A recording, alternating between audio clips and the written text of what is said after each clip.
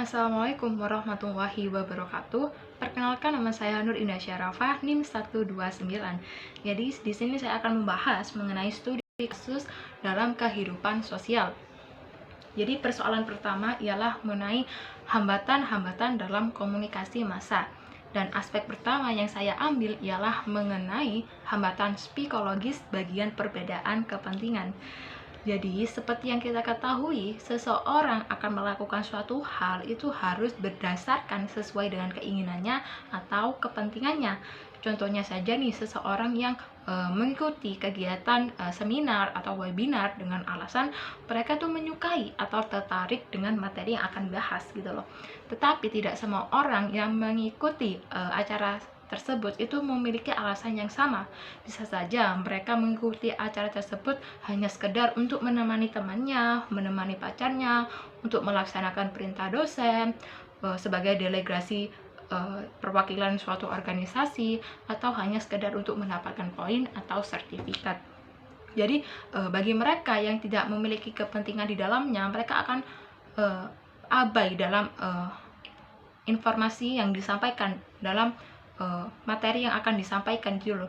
Jadi yang mereka pikirkan hanyalah semoga aja nih ya acara ini cepat selesai supaya mereka bisa cepat-cepat pulang.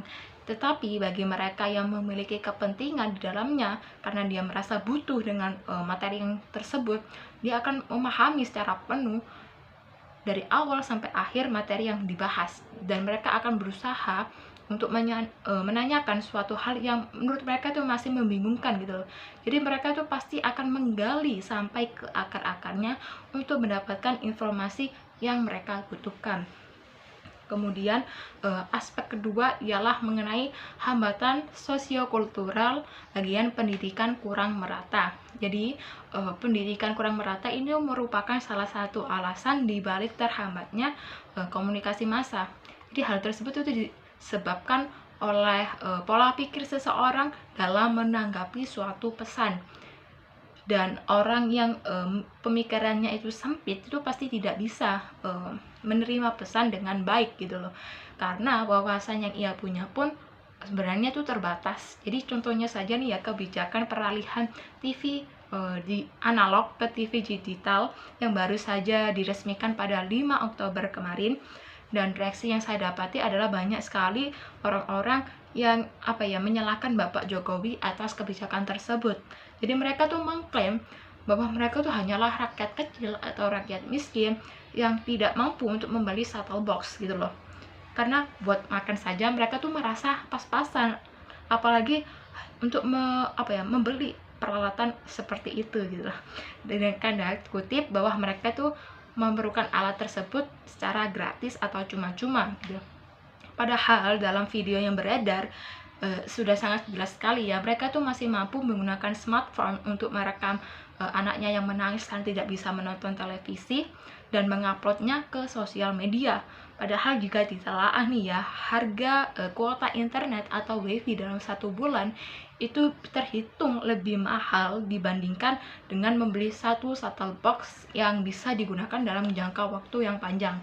Jadi yang mereka pikirkan adalah pokoknya ini tuh salahnya kebijakan tersebut, salahnya Bapak Jokowi, tanpa berkaca diri. Karena sebenarnya kan kebijakan ini kan sudah diperbincangkan, sudah diberitakan sejak 2 atau sampai 3 tahun yang lalu.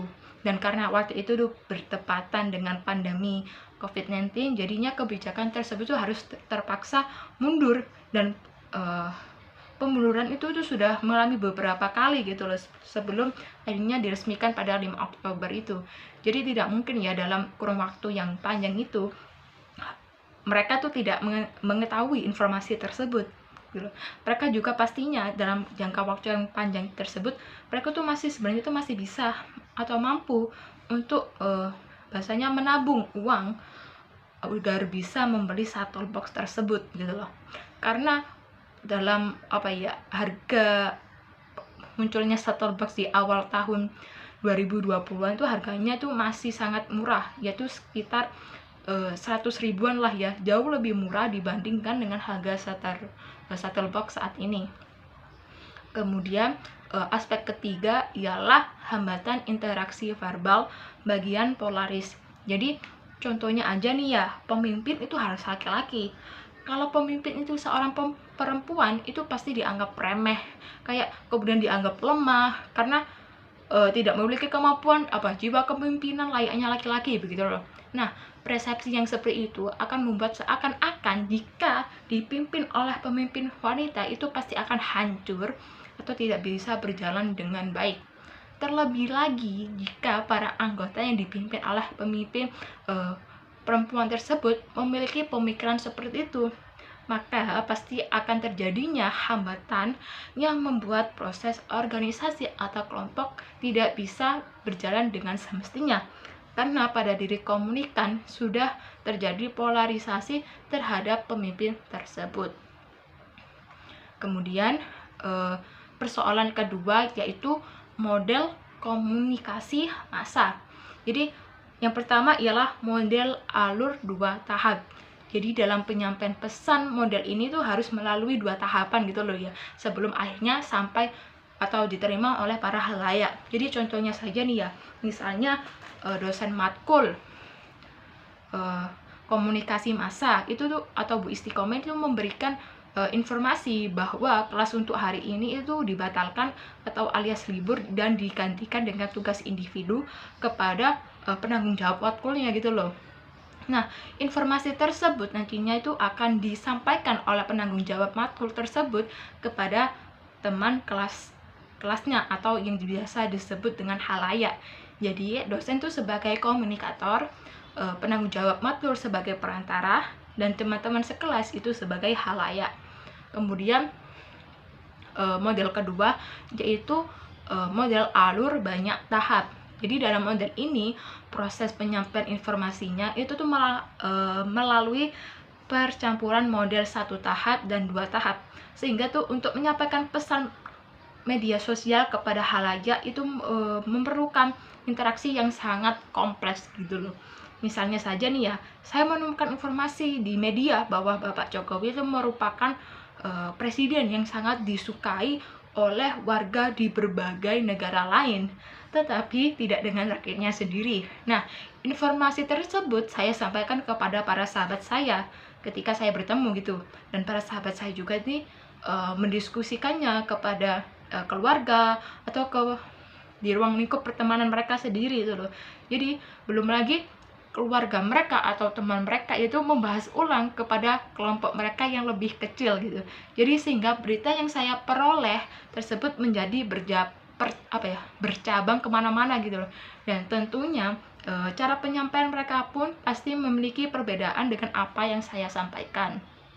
Kemudian model ketiga yakni saya mengambil model Bruce Wesley and Malcolm McLean gitu loh. Jadi model ini tuh menekankan peranan gatekeeper, yakni reporter dan editor yang memiliki peranan yang berbeda dalam proses komunikasi massa.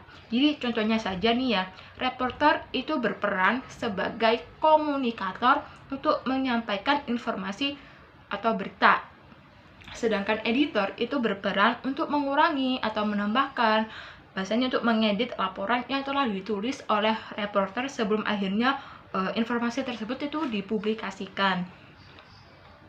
Kemudian persoalan ketiga yaitu mengenai teori kontemporer. Jadi di sini saya mengambil cultural imperialism. Jadi seperti yang diketahui ya, cultural imperialism ini tuh mengarah kepada suatu negara yang berusaha untuk mendominasi negara lain. Persoalan ketiga yakni mengenai teori kontemporer. Jadi saya tuh mengambil cultural imperialism.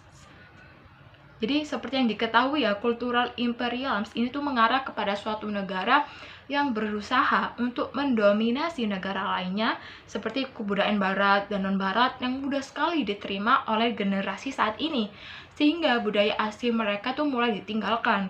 Dan dampak dari hal tersebut adalah melemahnya atau bahkan musnahnya kebudayaan orang pribumi saat ini.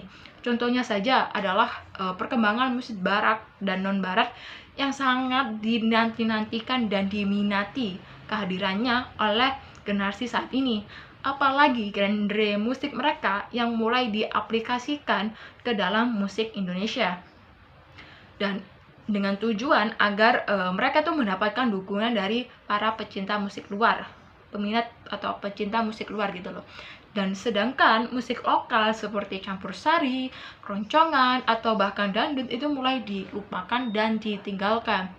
Dan persoalan keempat atau yang terakhir yaitu mengenai teori normatif media. Jadi dalam hal ini media pers itu tuh memiliki kebebasan yang harus diikuti dengan kewajiban atau tanggung jawab tertentu terhadap masyarakat. Nah, kewajiban tersebut itu berisikan mengenai kebenaran informasi, ketepatan, objektivitas, dan keseimbangan agar komunitas tersebut tetap produktif dan kreatif. Sehingga media harus mengutamakan yang namanya keberagaman kultural, dan negara yang menggunakan teori pers ini adalah Indonesia dan Amerika Serikat. Salah satu contoh dalam teori ini adalah memberikan pelayanan politik yang bisa diakses melalui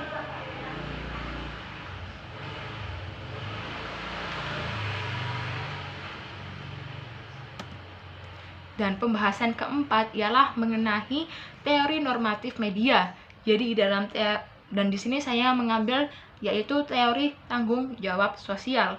Jadi dalam hal ini media pers itu memiliki kebebasan yang harus diikuti dengan kewajiban atau tanggung jawab tertentu terhadap masyarakat.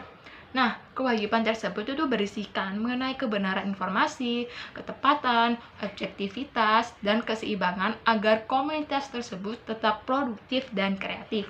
Sehingga media harus mengutamakan yang namanya keberagaman kultural. Dan negara yang menggunakan teori pers ini adalah Indonesia dan juga Amerika Serikat. Nah, salah satu contoh kasus dalam teori ini adalah memberikan pelayanan yang bisa diakses melalui offline maupun online. Jadi, masyarakat yang misalnya terkendala oleh waktu dan tempat itu bisa mengaksesnya dari jauh, bisa mengaksesnya dari rumah begitu loh. Dan bagi mereka yang tidak paham akan teknologi, bisa mengunjungi langsung ke lokasi pelayanan seperti itu. Jadi sekian dari saya, kurang lebihnya saya mohon maaf. Wassalamualaikum warahmatullahi wabarakatuh.